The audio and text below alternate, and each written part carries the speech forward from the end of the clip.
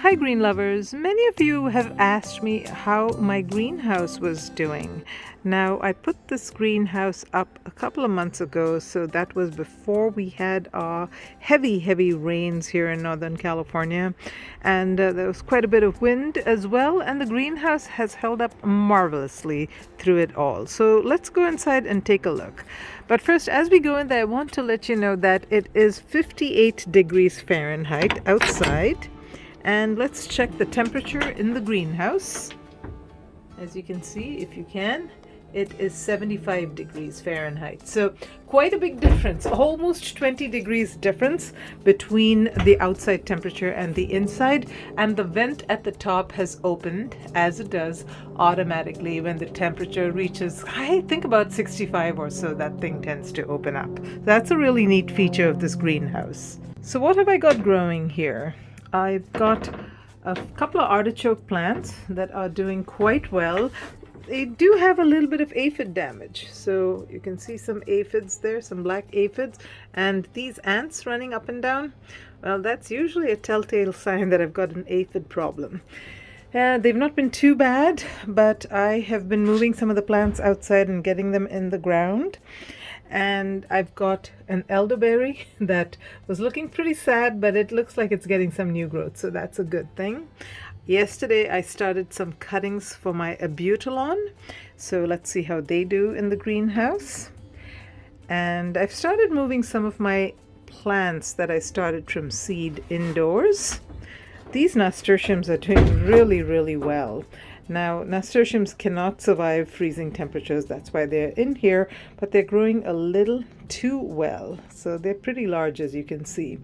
Gonna have to do something about that. I'm hoping that the temperatures will start to be consistently warm in about a couple of weeks and I'll get them outside. My red abutilon has finally produced some buds. Look at that, how pretty that is. I can't wait for it to open.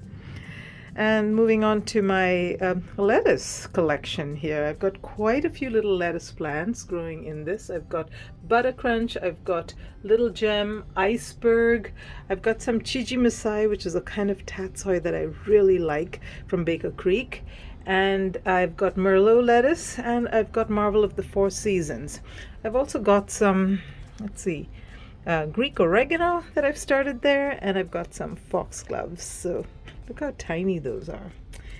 It always blows my mind how these little tiny plants get so huge. Yesterday I started a lot of flowers from seeds. Now these were seeds that I stratified in my refrigerator indoors, and I finally got them into some containers, starting them out in my greenhouse. Over here I've got some Johnny Jump Up pansies, I've got some coreopsis, and I've got some calendula. Moving on here, this is actually a tomato plant that I chopped down drastically yesterday.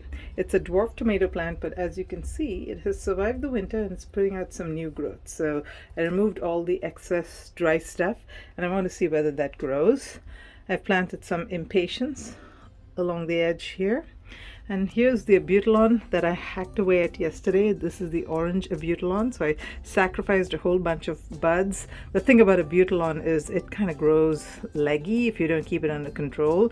So that's what I started those cuttings from. And I hope to give those away to friends. And here's my dragon fruit. As you can see, it has done really well over the winter. It has all these nice shoots that had started before the cold set, and it is continuing to grow really nicely.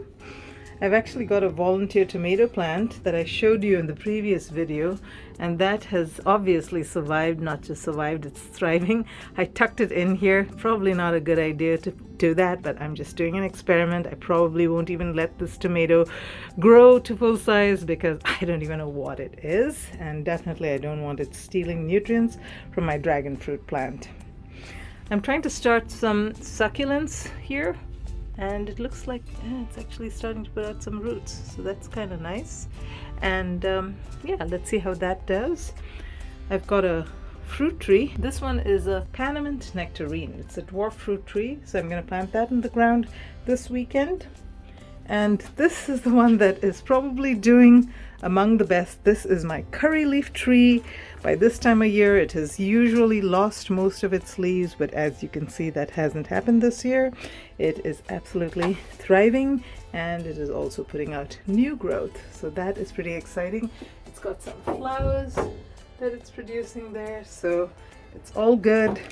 My longevity spinach is doing beautifully. All the ones that are outside have died off, but this one obviously is thriving. My mint has kind of died off everywhere except here in the greenhouse, growing really nicely. So overall, oh wait, one more thing. My pepper plant, wanted to show you that. So I've got a few that I'm trying to overwinter here. Let me grab this one for you because I wanted to show you that it has started putting out new growth. So yeah, this thing is coming out of dormancy and I'm really excited. This is a red pekin, which takes forever to produce fruit, so hopefully I'm getting a jump start on that this year. And I'm hoping the same with my other pepper plants.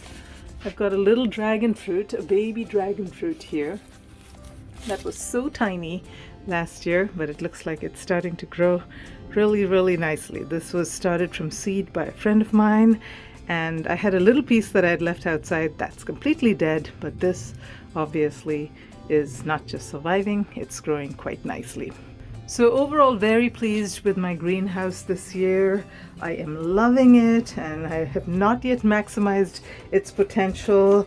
I'm still learning about it, but I am so far very happy with it.